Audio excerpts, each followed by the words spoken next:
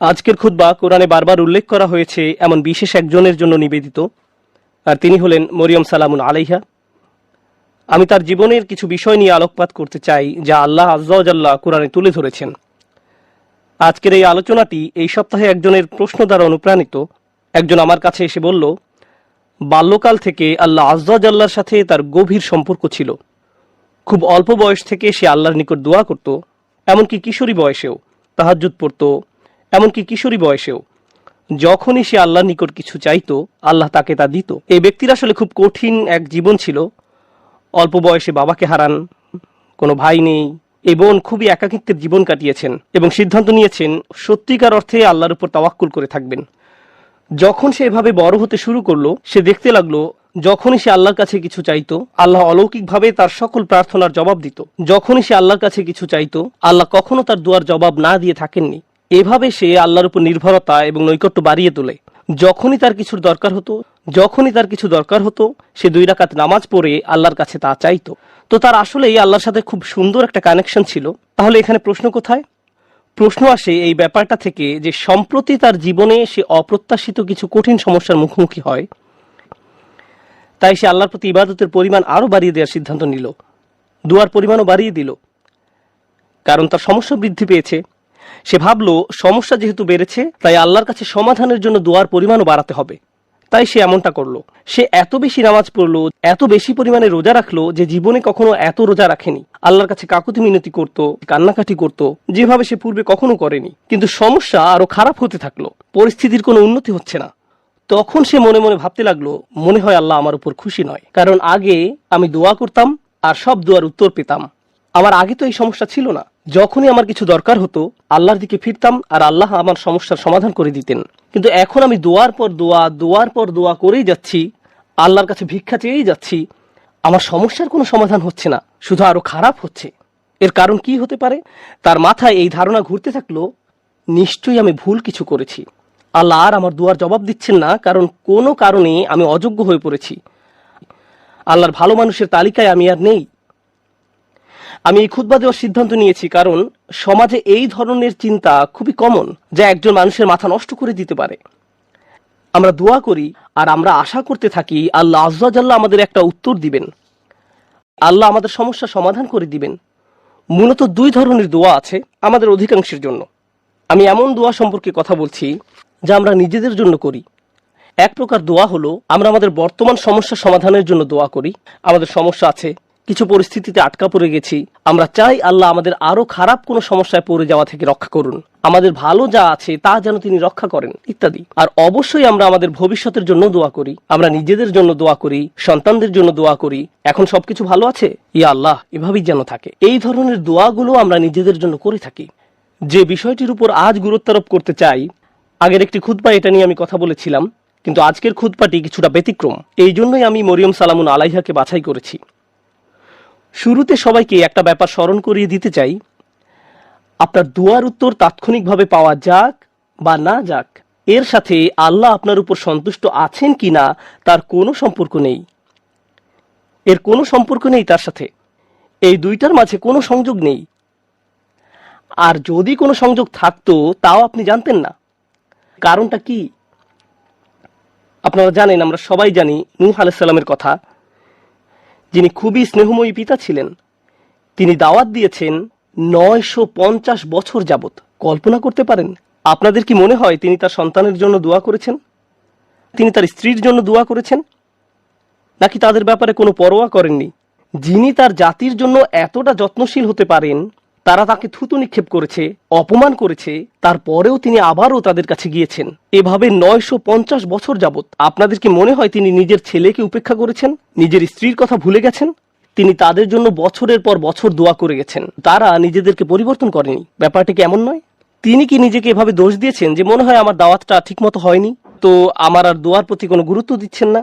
আলোচনাটা এভাবে শুরু করার কারণ হলো, ওই মানুষগুলো আমাদের চেয়ে অনেক উত্তম ছিলেন, তাদেরও একই রকম সমস্যা ছিল। এখানে এমন অনেক পিতামাতা আছেন যারা সন্তানদের জন্য প্রতিনিয়ত দোয়া করে যান, কিন্তু তারা দেখেন সন্তানরা ধর্ম ছেড়ে চলে যাচ্ছে, তারা অন্ধকার পথে হারিয়ে যাচ্ছে, আর তারা এটা নিয়ন্ত্রণ করতে পারছে না। নিয়মিত দোয়া করে যাচ্ছেন, কিন্তু দোয়ার কোনো উত্তর দেখা যাচ্ছে না। ফলে তারা হতাশ হয়ে পড়ছেন। আমি কি ভুল কিছু করেছি? আল্লাহ কেন উত্তর দিচ্ছেন না? আরে আপনি তো একা এমন পরিস্থিতিতে পড়েননি। আমাদের রসুল সাল্লাল্লাহু আলাইহি সাল্লাম প্রচুর দোয়া করেছেন। আপনার কি মনে হয় না যে তিনি তার চাচার জন্য দোয়া করেছেন, তার পরিবারের জন্য দোয়া করেছেন? আপনার কি মনে হয় না তিনি আবু লাহাবের কথা বিবেচনায় নেননি? যদি তিনি দোয়া করে থাকেন, তার সকল আবেগপ্রবণ দোয়া সত্ত্বেও আল্লাহ আযজা ওয়া জাল্লা তাকে বলছেন, ইন্নাকা লা তাহদি মান আহবাবত। আমাদের মাঝে এমন অনেকেই আছেন, এমন অনেক সন্তানেরা আছেন যারা আশা করেন তাদের পিতামাতা বা বড়রা যদি আরেকটু ভালোভাবে আল্লাহর পথে চলতো। এমন বহু তরুণ তরুণীর সাথে আমার কথা হয়েছে যাদের পিতামাতা ভয়ঙ্কর রকমের পরিষ্কার হারাম ব্যবসায় জড়িত। সন্তানেরা, তাদের ছেলেমেয়েরা তাদের বলছে, প্লিজ এই ব্যবসা থেকে বের হয়ে আসেন, আমি আপনাদের উপর নির্ভরশীল, আর আমি তো এই মুহূর্তে আমার পরিবারের জন্য আয় করার অবস্থানে নেই, কিন্তু আপনারা যা করছেন তা ভুল। তখন সন্তানদের বলা হয়, তোমরা পিতামাতাকে অসম্মান করছো, তোমাদের তো পিতামাতার সাথে তর্ক করা উচিত নয়। এই ক্ষেত্রে ব্যাপারটা সম্পূর্ণ উল্টো। যে সন্তানেরা পিতামাতার হেদায়েতের জন্য দোয়া করছেন, কিন্তু পরিস্থিতির কোনো উন্নতি হচ্ছে না।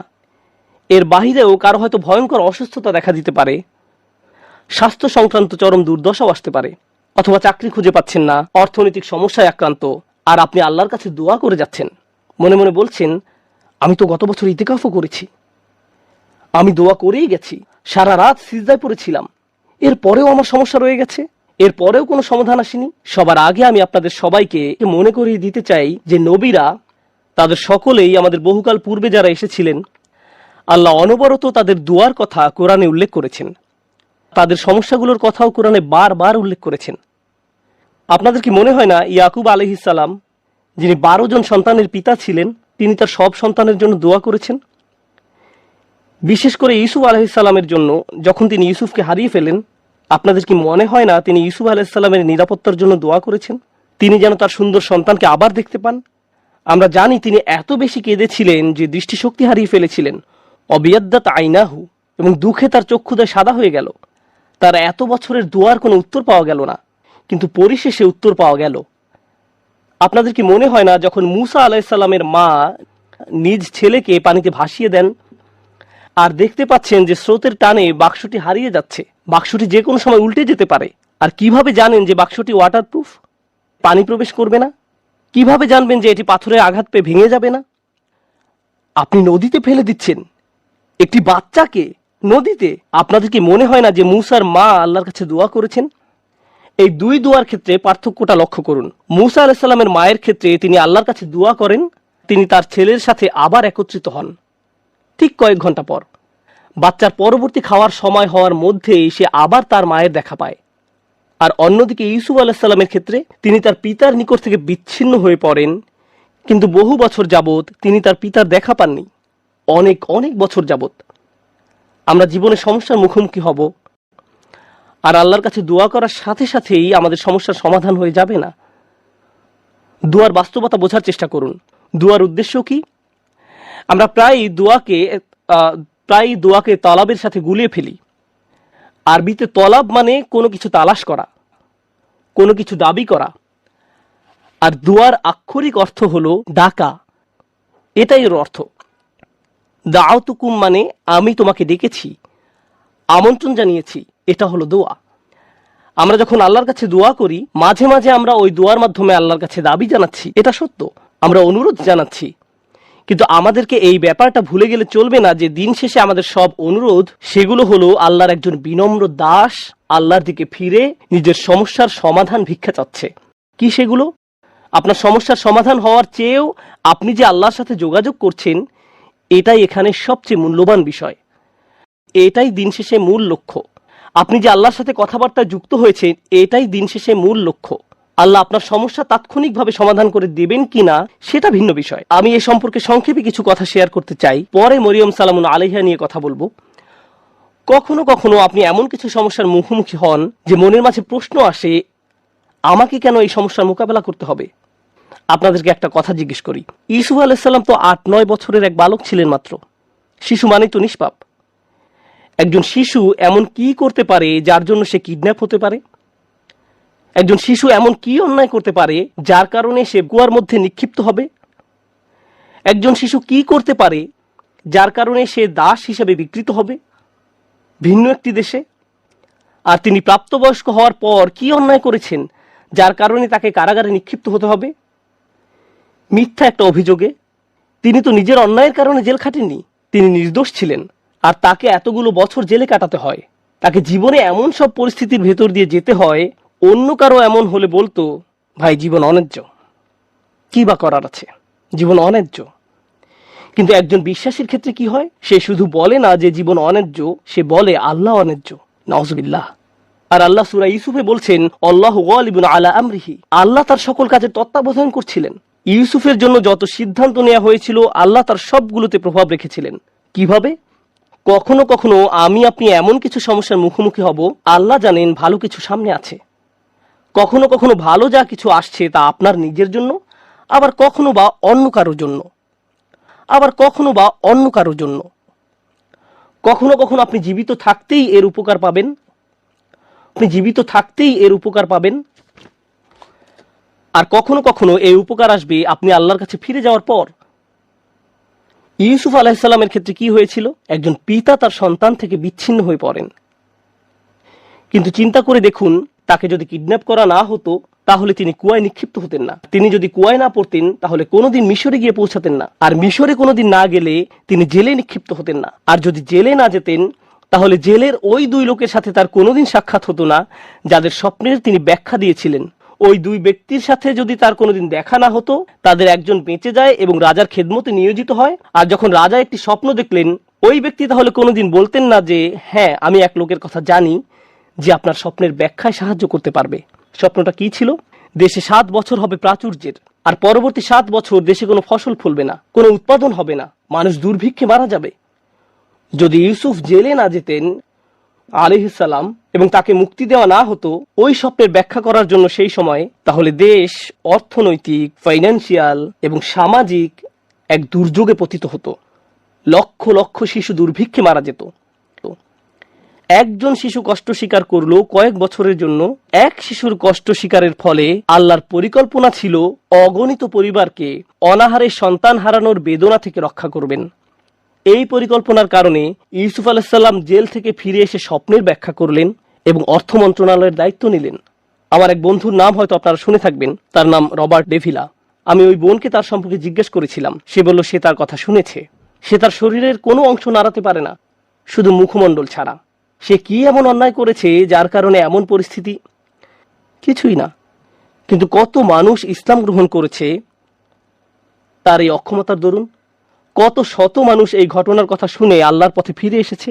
কত শত মানুষ আল্লাহর প্রতি অকৃতজ্ঞ ছিল, যদিও তারা মুসলিম ছিল কিন্তু নামে মাত্র মুসলিম ছিল, এবং সিদ্ধান্ত নিল যে আল্লাহর কাছে আত্মসমর্পণ করবে। কারণ ওই মানুষটি একটি বিছানায় শুয়ে আছে, তার কষ্ট, দুর্ভোগ লক্ষ লক্ষ মানুষের জন্য হেদায়েতের কারণে পরিণত হলো। বুঝতে পারছেন? কখনো কখনো আমি আপনি কষ্টকর অবস্থায় পতিত হই, যা আসলে খুবই সামান্য, এমন অসংখ্য কল্যাণ আর এমন অসংখ্য উপকারের জন্য, যা হয় এখন আমার কাছে আসবে, নতুবা আল্লাহর কাছে ফেরত যাওয়ার পর আমি এর উপকার ভোগ করব। সুতরাং আমাদের দোয়া কোনো কিছু অর্ডার করার মতো নয়। যখন ওই বোন আমাকে তার সমস্যার কথা বলছিল, সাথে সাথে আমার মরিয়ম সালামুন আলাইহার কথা মনে পড়ল। কারণ মরিয়ম সালামুন আলাইহার ক্ষেত্রে এমনকি ছোট বয়সেও তার জন্ম আশ্চর্যজনক। তার জন্মের কথা কোরআনে উল্লেখ করা হয়েছে। খুব বেশি সংখ্যক মানুষের জন্মের কথা কোরআনে উল্লেখ করা হয়নি। মা একটি ছেলে সন্তান আশা করেছিলেন, কিন্তু তার একটি মেয়ের জন্ম হলো। আর আল্লাহ বলেন, ওয়ালাইসা যাকারু কাল উনসা, যার অনেকগুলো গভীর অর্থ রয়েছে। আমি এখন শুধু একটি অর্থ হাইলাইট করছি। এই মেয়েটি অন্য কোনো ছেলের মতো নয়, এই মেয়েটি স্পেশাল। প্রসঙ্গত, দয়া করে এই কথাগুলো মনে রাখবেন। পরের বার আপনাদের কেউ যদি সন্তান সম্ভবা হয়ে থাকেন, আপনি আশা করছেন, আপনার মা আশা করছে, আপনার চাচাতো খালাতো ভাই বোনেরা আশা করছে একটি ছেলে শিশুর জন্ম হবে, কিন্তু একটি মেয়ের জন্ম হলো, তখন মনে রাখবেন আল্লাহ মরিয়ম সালামুন আলাইহার জন্মের মতো কারো জন্মের কথা এভাবে হাইলাইট করেননি। মেয়ে সন্তান পাওয়া সম্মানের, মেয়ে সন্তান পাওয়া আল্লাহর একটি উপহার। মেয়ের জন্ম হলে অসন্তুষ্ট হওয়া আসলে মুশরিকদের বৈশিষ্ট্য। আল্লাহ মুশরিকদের সম্পর্কে বলেন, যল্লা ওয়াজহুহু মুসওয়াদ্দান ওয়া হুয়া গাযীম, তাদের কাউকে যখন কন্যা সন্তানের সুসংবাদ দেওয়া হয় তখন তার মুখ কালো হয়ে যায়, সে অন্তর্জ্বালায় পুড়তে থাকে। মেয়ে সন্তান পাওয়া আল্লাহর পক্ষ থেকে আশীর্বাদ এবং সম্মান। মেয়ের জন্ম হলে যদি অসন্তুষ্ট হয়ে পড়েন, তাহলে আপনি শুধু আল্লাহর উপহারেরই অসম্মান করছেন না, আপনি কুরআনের আয়াতকেও অসম্মান করছেন। এই কথাগুলো মনে রাখবেন।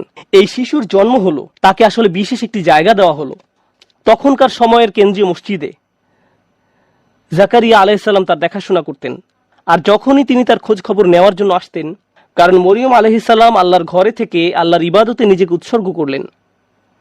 কুল্লামা দাখালা আলাইহা জাকারিয়াল মিহরাব ওয়াজাদা ইনদাহা রিজকান, যখনই জাকারিয়া মেহরাবের মধ্যে তার কাছে আসতেন কিছু খাবার দেখতে পেতেন। তিনি জিজ্ঞেস করলেন, এগুলো কোথায় পেলে তুমি? এই ফলগুলো তো এখন উৎপাদন হয় না, এমনকি এগুলো এই সিজনেরও নয়। এগুলো শীতকালে হয় আর ওইগুলো গরমকালে জন্মে। তুমি এইসব ফল কোথায় পেলে? উত্তর দিতেন, ক্বালাত হুয়া মিন ইনদিল্লাহ, এগুলো আল্লাহর পক্ষ থেকে বিশেষভাবে এসেছে। এই ফলগুলো আমার নিকট আল্লাহর পক্ষ থেকে এসেছে। ভাবতে পারেন এমন একজনের কথা যার দোয়া এমন ভাবে কবুল হয় যে আকাশ থেকে খাদ্য অবতীর্ণ হয় এই নারীর জন্য। তাই যখন ওই বোন আমাকে বলছিলেন তার দোয়া কবুল হয়ে যায়, আমি সাথে সাথে মরিয়ম সালামুন আলাইহার কথা মনে করলাম। কি অলৌকিকভাবে আল্লাহ তার ব্যাপারে হস্তক্ষেপ করতেন, এমনকি খাদ্যের মতো বিষয়েও, যা আমরা নিজেরা উঠে গিয়ে নিয়ে আসতে পারি তাকে এমনকি সেজন্য উঠতে হয়নি। খুব স্পেশাল এক কিশোরী, খুব স্পেশাল এক নারী। এখন এই নারী সম্পর্কে যে ব্যাপারটি আজকে গুরুত্ব দিয়ে তুলে ধরতে চাই তা হলো, একদিন তার নিকট এক ফেরেশতার আগমন ঘটল। ফেরেশতা বলল সে একটি বাচ্চার মা হতে যাচ্ছে। তার মাথায় প্রথমে আসলো, আমি তো বিবাহিতা নই, আমি মা হব বলে তুমি কি বোঝাতে চাচ্ছ? লাম ইয়ামসাসনি বাশার, আমাকে তো কোনো পুরুষ স্পর্শ করেনি, আমার বাচ্চা হবে বলে তুমি কি বোঝাতে চাচ্ছ? কাযালিকি ক্বালা রাব্বুক, আমি দুঃখিত, আমরা এসেছি শুধু সংবাদ জানাতে। এটা হবে কি হবে না সেই ব্যাপারে পরামর্শ করতে নয়, সেই সিদ্ধান্ত ইতিমধ্যে নেওয়া হয়ে গেছে। তুমি একটি বাচ্চার মা হতে যাচ্ছ। এখন তিনি পুরোপুরি আতঙ্কিত, আমি কি করব? তিনি আল্লাহর কাছে ফিরে আশা করতে পারতেন এমনটি যেন না হয়, কিন্তু এটা তো ঘটবেই। আমি আপনাদের জন্য পরের কিছু ঘটনা এখন বর্ণনা করছি যেন উপলব্ধি করতে পারেন এই নারী কেমন এক কঠিন পরীক্ষায় পড়েছিল। বাচ্চার জন্মের পর তিনি তার নিজ শহরে ফিরে আসলেন। সমাজের সবাই তাকে দেখত দুনিয়া ত্যাগী আল্লাহওয়ালা নারী হিসেবে, এমন নারী যে আল্লাহর ইবাদতে সবসময় নিয়োজিত থাকে, এমন নারী যাকে তাদের নবী জাকারিয়া আলাইহিস সালাম সমর্থন জানিয়েছিলেন, এমন নারী যিনি জাকারিয়া আলাইহিস সালামের তত্ত্বাবধানে বড় হয়ে ওঠেন। মসজিদের আশেপাশের সবাই সেখানে দাঁড়িয়ে আছেন আর তিনি একটি বাচ্চা কোলে করে এগিয়ে আসছেন। সবাই তখন একসাথে তাকে অপমানিত করতে শুরু করলো। কিভাবে তুমি এমন কাজ করতে পারলে? নিজের কি সর্বনাশ তুমি করে ফেলেছো? পর্দার অপর পাশে আজকের জুমার নামাজে অনেক মহিলা উপস্থিত আছেন। আপনারা জানেন কোন মুসলিম নারী এমন অবস্থার কথা কল্পনাও করতে পারেন না যেখানে তিনি একটি বাচ্চা কোলে নিয়ে দাঁড়িয়ে আছেন আর মানুষ বলছে এই বাচ্চা বৈধ নয়। তার পক্ষে এমন ধরনের অপমানের কথা কল্পনায়ও আনা সম্ভব নয়। আর আমাদের পুরুষদেরকেও এই ধরনের অভিযোগের কথা কল্পনা করতে পারবো না। আমাদের বোনদের জন্য, আমাদের মায়ের জন্য, আমাদের মেয়ের জন্য এটা আমাদের চিন্তার বাহিরে। একজন মুসলিমের জন্য আমাদের মান মর্যাদা আমাদের জীবনের চেয়েও মূল্যবান। আত্মমর্যাদার যে চেতনা আল্লাহ আমাদের দান করেছেন তা আমাদের কাছে আমাদের জীবনের চেয়েও বেশি মূল্যবান। আর তিনি জানতেন তিনি যখন নিজের এলাকায় ফেরত যাবেন তখন লোকজন এমন কথাই বলবে। তার পেছনে বলা বলি করলে এক কথা, কিন্তু তারা লোক সম্মুখে তার মুখের উপর বলছে, একেবারে সরাসরি তাকে বলছে তিনি কিভাবে এই সমস্যার মোকাবেলা করলেন। কারণ যত দুয়াই তিনি করেন না কেন আল্লাহর সিদ্ধান্তে কোনো পরিবর্তন হবে না। আল্লাহ সিদ্ধান্ত নিয়েছেন তাকে এই পরীক্ষার সম্মুখীন হতে হবে, তাকে সমাজের সামনে এভাবে দাঁড়াতে হবে। তখন তিনি কি করলেন? যখন প্রসব বেদনা শুরু হলো তিনি বলে উঠলেন, ইয়া লাইতানি মিত্তু ক্বাবলা হাযা, তিনি বলে উঠলেন, হায় আমি যদি কোন রূপে এর পূর্বে মরে যেতাম। আশা করছি সন্তান প্রসবকালে মারা যাব, কারণ সামনে যে অপমান সইতে হবে তার থেকে মৃত্যুর মাধ্যমে সহজে অব্যাহতি পাওয়া যাবে। কুরআনের অন্য কোথাও কারো মৃত্যু কামনা করার কথা উল্লেখ নেই, শুধু এই জায়গায়। একবার চিন্তা করে দেখুন কেন তিনি মৃত্যু কামনা করছেন। আল্লাহ আজ্জা জাল্লা স্বীকার করছেন যে কখনো কখনো মানুষ এমন কঠিন মানসিক আঘাতে জর্জরিত হবে যে মৃত্যু কামনা করে বসবে। এমন পরিস্থিতিতেও মানুষ পড়বে। ঠিক এমনই এক চরম পরিস্থিতিতে তিনি পড়ে গেলেন আর আল্লাহ এটা স্বীকার করলেন, ইয়া লাইতানি মিত্তু ক্বাবলা হাযা, আমি এটা পড়ার পর প্রচন্ড ধাক্কা খেলাম। কিভাবে তিনি এমন কথা বলতে পারলেন? জানেন তো আমাদের রাসূলুল্লাহ সাল্লাল্লাহু আলাইহি সাল্লাম বলেছেন, লা ইয়াতামান্না ইয়ান্না আহাদুকুমুল মাউতা, তোমাদের কেউ যেন মৃত্যুর আকাঙ্ক্ষা না করে, তোমাদের মৃত্যু কামনা করা উচিত নয়। কেউ কখনো সহজে মৃত্যু কামনা করে না, কিন্তু তিনি এখানে মৃত্যু কামনা করছেন কেন? এটা অত্যন্ত কঠিন এক পরিস্থিতি, মারাত্মক এক অবস্থা। তো তিনি যে অপমানের সম্মুখীন হতে যাচ্ছেন তা মৃত্যুর চেয়েও খারাপ। তাই তিনি বললেন, ইয়া লাইতানি মিত্তু ক্বাবলা হাযা। এই কথা কোরআনে উল্লেখ করার কারণ আছে। দুনিয়ার এই জীবনে মানুষ অপমানজনক পরিস্থিতিতে পড়বে, থেকে মুক্তির কোনো উপায় চোখে পড়বে না। অনেককে তাদের পরিবারের সম্মুখীন হতে হবে, মিথ্যা অপবাদের সম্মুখীন হবে, অতীতের কোনো ভুলের মোকাবেলা করতে হবে। কে জানে তাদের এমন ধরনের মানসিক আঘাতের মোকাবেলা করতে হবে। তখন তারা মরিয়ম সালামুন আলাইহার উদাহরণে সান্ত্বনা খুঁজে পাবেন। কিন্তু তিনি এখানেই থেমে যাননি। তিনি বললেন, ওয়াকুন্তু নাসিয়াম মানসিয়া। নাসিয়ান মানসিয়া খুবই অসাধারণ শব্দযুগল। তারা বলে ফাল ও ফিল, এবং এই দুইটি ওজন। তারা নিসিও বলে, এক কিরাতে এটাকে নিসিয়ান, অন্য কিরাতে নাসিয়ান পড়া হয়, রিবহ এর মতো। আরবি ভাষায় দুই ধরনের শব্দ আছে, রিবহ ও মাজবুহ। একইভাবে নাসি এবং মানসি, এই শব্দগুলোর প্রথমটা আসলে ব্যবহৃত হয়, আমি আপনাদের জন্য লিখে এনেছি। ওয়ালা ইউকালু লিল কাবশ যিবহ ইল্লা ইযা উইদ্দা লিযযিবহ। কোন প্রাণীকে, অর্থাৎ কোন ছাগল বা ভেড়াকে আপনি ততক্ষণ পর্যন্ত জিবহ বলবেন না যতক্ষণ না এটি জবাই করার উপযুক্ত হয়। জবাই করা হয়ে গেলে এটাকে বলা হয় জাবিহ, এটাকে বলা হয় মাজবুহ। জবাইয়ের আগে না, আগে বলা হয় জিবহ। তিনি দুইটি শব্দ ব্যবহার করলেন, যদি আমি মরে যেতাম, যদি মানুষের স্মৃতি থেকে বিলুপ্ত হয়ে যেতাম, এভাবে অনুবাদ করা হয়। কিন্তু এখানে যে দুইটি শব্দ আছে সেটা ওনারা ভুলে গেছেন। একটা শব্দ নাসিয়ান, অর্থ আসলে তিনি তো মসজিদ থেকে অনেক দূরে, ঠিক না? তিনি এখন বাড়িতে অবস্থান করছেন না। কেউ যেন কোনোদিন আমাকে মিস না করে, তারা যেন এই প্রশ্নটাই না করে যে মরিয়ম কোথায় গেল। আমি যদি অদৃশ্য হয়ে যেতাম, যদি মানুষের স্মৃতি থেকে বিলুপ্ত হয়ে যেতাম এই মুহূর্তে, কারো যেন কোনোদিন আমার কথা মনেও না হয়। এটা হলো নাসিয়ের অর্থ। চিন্তাও মাথায় না আসে যে এক সময় আমার অস্তিত্ব ছিল। এমন অনেকেই আছে যারা এত কঠিন হতাশা এবং উদ্বেগের ভিতর দিয়ে যায় যে ঘর থেকেই বের হয় না, ফোন রিসিভ করে না, টেক্সট মেসেজের কোনো জবাব দেয় না। তারা এত বেশি মানসিক যন্ত্রণা অনুভব করে যে তাদের ইচ্ছা হয় যদি তারা মানুষের স্মৃতি থেকে বিলুপ্ত হয়ে যেত। কেউ যদি তাদের দরজায় করাঘাত করে, তারা ভাবে যদি তারা আমার কথা ভুলে যেত, হায় যদি আমার কারোর সাথে আর দেখা না হতো। তারা সবকিছু থেকে নিজেকে বিচ্ছিন্ন করে নিজের মাঝেই বসবাস করতে চায়। এর নাম হলো নাসিয়ান। তিনি ইতোমধ্যে আশা করছেন যেন তার মৃত্যু হয়, কেউ যেন তার খোঁজ করতেও না আসে। পরবর্তীতে অনেক বছর পার হয়ে গেলে কেউ যদি না জানে তার কি হয়েছে, মানসিয়ান, ভবিষ্যতেও তার কোনো উল্লেখ কোথাও যেন না থাকে। আমি আশা করছি কেউ যেন এই মুহূর্তে আমার কথা মনে না করে, এবং আমি ভবিষ্যতেও যেন সবার স্মৃতি থেকে সম্পূর্ণ অদৃশ্য হয়ে যাই। আমি এই মহান নারীর পরীক্ষার উপর গুরুত্ব আরোপ করতে চেয়েছি, কারণ ইনি এমন একজন নারী যার দোয়া সাথে সাথেই কবুল হয়ে যেত। তাকে এমনকি খাদ্যও চাইতে হয়নি, তার জন্য ফল ফলাদি এসে উপস্থিত হতো। আর আল্লাহ তাকে এমন পরিস্থিতিতে ফেললেন, আল্লাহ তাকে এমন পরীক্ষায় ফেললেন, এই জন্য না যে আল্লাহ তাকে ঘৃণা করেন, এই জন্য না যে আল্লাহ তার কথা ভুলে গেছেন, এই জন্য না যে আল্লাহ তাকে অপমানিত করতে চান। শেষে দেখা যায় যে এই সমস্ত কিছুর মাধ্যমে আল্লাহ আসলে তাকে সম্মানিত করলেন। আল্লাহ তাকে সম্মানিত করতে চান। কোন অপমানের ভয় তিনি করছিলেন? তার অপমানের ভয় ছিল মানুষ বলবে তুমি বিয়ে ছাড়াই এই সন্তানের মা হয়েছ, তোমার এটা হারাম ছেলে। মানুষ এটাই বলবে। আর জানেন তো বাচ্চার নাম কি ছিল? তার নাম ছিল ঈসা। কোরআনে কোন নবীর নামের সাথে তার পিতা বা মাতার নাম উল্লেখ করা হয়নি। শুধু ঈসা আলাইহিস সালাম, ঈসা ইবনে মারইয়াম বারবার উল্লেখ করা হয়েছে। ঈসা মরিয়মের ছেলে। কোরআনে কোথাও কি আছে মুহাম্মদ আব্দুল্লাহর ছেলে? কোথাও কি পান ইয়াকুব ইসহাকের ছেলে, ইসহাক ইব্রাহিমের ছেলে, ইউসুফ ইয়াকুবের ছেলে? পেয়েছেন কখনো? না। অনেকবার আল্লাহ এই রাসূলকে যখনই সম্মানিত করেছেন, সাথে সাথে তার মাকেও সম্মানিত করেছেন।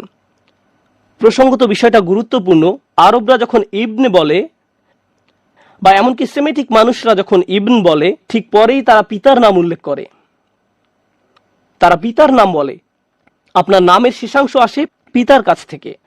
আল্লাহ এই সাধারণ নিয়মের বাহিরে গিয়ে মানুষকে মনে করিয়ে দিয়েছেন যে তার কোনো পিতা নেই, আর আমি সাধারণ নিয়মের বাহিরে গিয়ে এই মাকে সম্মান দেখাবো। ঈসা ইবনে মারইয়াম। প্রতিবার আল্লাহ এই অপমানের কথা উল্লেখ করেছেন অন্য কারণে। আর এই বিষয়টা বলেই আমি আমার খুতবার সমাপ্তি টানছি। কখনো কখনো আপনার কষ্ট অন্য মানুষের মুক্তির কারণে পরিণত হবে। আপনি সমস্যায় পড়েছেন কারণ এটা আপনার থেকেও বড় কোনো উদ্দেশ্য সাধন করবে। তখন তাদের জন্য সাদাকায়ে জারিয়ায় পরিণত হবেন। আপনার কারণে তারা ভালো কিছু অর্জন করবে।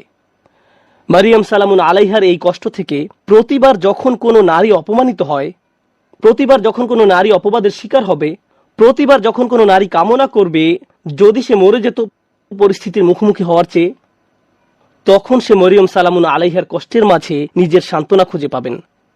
আর যখনই কোনো নারী সান্ত্বনা খুঁজে পাবে, মরিয়ম সালামুন আলাইহার মর্যাদা এতে আবারও বেড়ে যাবে। সুবহানাল্লাহ। আমাদের দোয়ার মাধ্যমে আমরা আল্লাহর সাথে সংযোগ স্থাপন করি। আমাদের দোয়া এমন কিছু নয় যার মাধ্যমে এই দুনিয়া জান্নাতে পরিণত হবে। পৃথিবীর এই জীবনে পরীক্ষা থাকবেই। আমাদের চেয়ে বহুগুণে উত্তম মানুষদের জীবনে সমস্যা ছিল, আর এটা ঠিক আছে। লাকাদ খলাকনাল ইনসানা ফি কাবাদ, আমি মানুষকে সৃষ্টি করেছি অত্যন্ত কষ্ট ও শ্রমের মাঝে। কষ্ট ক্লেশ জীবনেরই অংশ। দুয়ার উদ্দেশ্য হলো আমাকে আপনাকে এই কষ্টগুলো মোকাবেলায় সাহায্য করা। আর কখনো ভুলে যাবেন না যে আল্লাহ আমাদের সাথে আছেন। আল্লাহ আজ্জা জাল্লাহ আমাদের সেসব মানুষদের অন্তর্ভুক্ত হওয়া থেকে রক্ষা করুন যারা ঈমান হারিয়ে ফেলে। আল্লাহ আজ্জা জাল্লাহ আমাদের মর্যাদা দান করুন এবং আমাদের এই কথা স্মরণে রাখতে সাহায্য করুন যে মানুষ আপনাকে অপমানিত করতে চাইবে যেভাবে তারা মরিয়ম সালামুন আলাইহাকে অপমান করেছিল। লোকে আপনার সম্পর্কে কি মনে করে আর আল্লাহ আপনার সম্পর্কে কি মনে করেন, এর মাঝে বিশাল পার্থক্য আছে। কারণ আপনি যদি লোকের কথা মানেন তাহলে মরিয়ম ছিলেন সমাজের সবচেয়ে অপমানিত, আর যদি আল্লাহর কথা মানেন তাহলে তিনি ছিলেন মানব ইতিহাসের সবচেয়ে মর্যাদাবান নারীদের একজন। তাই আমরা আল্লাহর কথা মানব। ওয়ালাকাদ কাররামনা বানি আদম, আর আমি তো আদম সন্তানদের সম্মানিত করেছি। আল্লাহ আজ্জা জাল্লাহ আমাদেরকে তার নিকট সম্মানিত মানুষে পরিণত করুন মানুষের নিকট সম্মানিত করার পূর্বে। বারাকাল্লাহু লি ওয়া লাকুম ফিল কুরআনিল হাকিম ওয়া নাফা'আনি ওয়া ইয়্যাকুম বিল আয়াতি ওয়া যিকরিল হাকিম।